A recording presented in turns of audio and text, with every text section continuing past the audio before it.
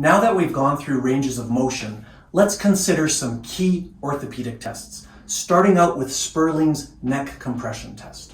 So you're going to have your patient seated, stabilize yourself behind here. So what I'm going to do is put some pressure on top of your head a little. You're going to put the patient into extension and lateral flexion.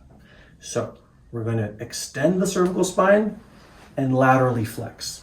And what we're looking for here is if there are arm symptoms, any pain, numbness, tingling down the arm, then we're thinking possibly a cervical radiculopathy. If there are no symptoms in this position, we're going to compress. Is it okay if I push down, Lindsay? Mm-hmm. Yeah. So you're just going to do some axial compression straight down. Doing okay? Yeah. So now, with pushing straight down, if we did produce arm symptoms, once again, we'd be thinking cervical radiculopathy. If we're producing localized symptoms, pain in the region of where we're palpating and compressing, that's when we start to think of osteoarthritis, degenerative disc changes, possibly spondylosis or spondylolisthesis. So that's Spurling's neck compression test. Now, if we find a positive test while performing the Spurling's neck compression test, and we're suspecting that there's a cervical radiculopathy, one way to confirm this is by doing the Bakody Sign or shoulder abduction test. So what basically you'll have the patient do is bring their arm overhead and just kind of rest your forearm on top of your head. Now in this position, if the patient says that there's a reduction in the arm symptoms, it actually feels better and goes away, this would be positive, meaning that there probably is a cervical radiculopathy. And the reason we're saying that is because in this position, we're actually taking pressure off of the nerve roots in the cervical spine, and therefore symptoms should reduce. When we bring the arm back down, if those cervical nerve roots are affected, this is going to create a tractional and compressive force, and the symptoms would come back. So that is the Bakody sign. Another test to help confirm when we suspect that there's a cervical radiculopathy or nerve root compression is called the cervical distraction test. So what we're going to do is we're going to place our hands underneath the suboccipital region, side of the head, and a little bit onto the jaw.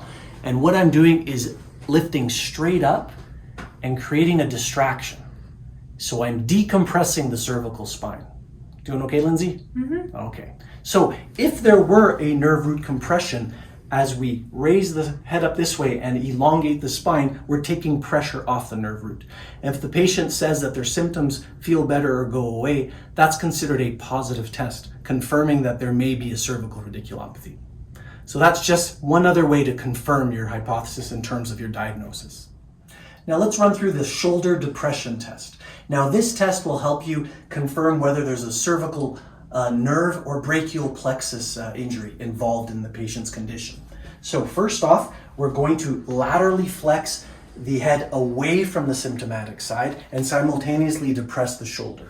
So we're going to laterally flex and push down on the shoulder. And if we recreate any arm symptoms, we're thinking radicular problems, so nerve root issue, brachial plexus issue.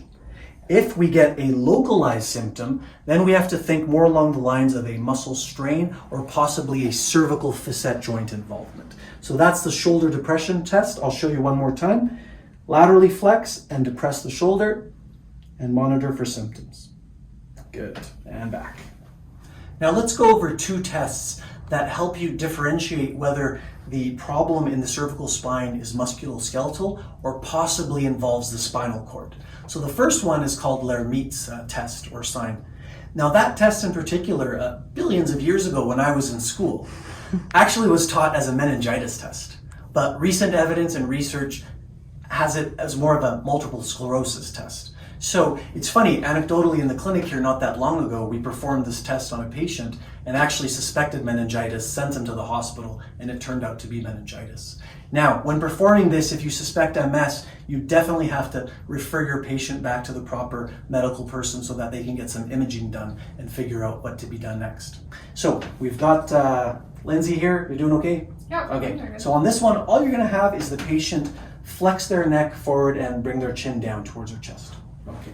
So in doing this, if this motion creates electric shock-like pain down the spine or into the limbs, it's considered a positive test. The second test is called the Valsalva test or Valsalva Maneuver.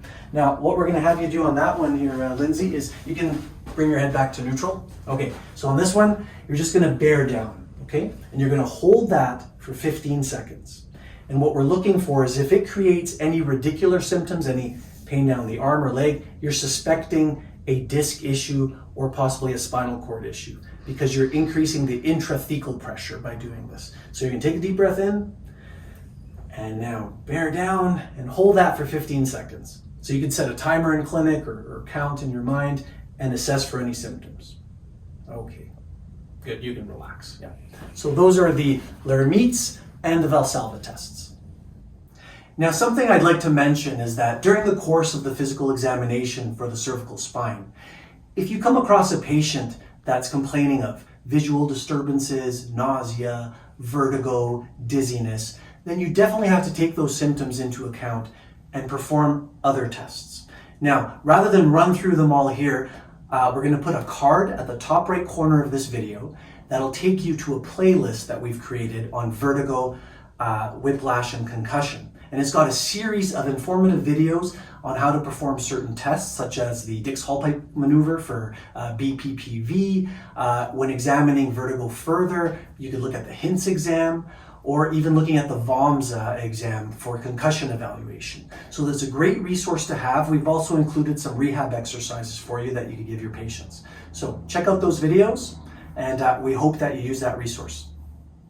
So now that we've run through the observation, inspection, ranges of motion, and orthopedic testing involved in a cervical physical examination, the next step, and it's a crucial one, is looking at sensory motor and cranial nerve functions. So by that, what I mean is looking at deep tendon reflexes, motor strength, sensation, and assessing the cranial nerves. So please check out our videos on upper extremity nerve examination and cranial nerve examination.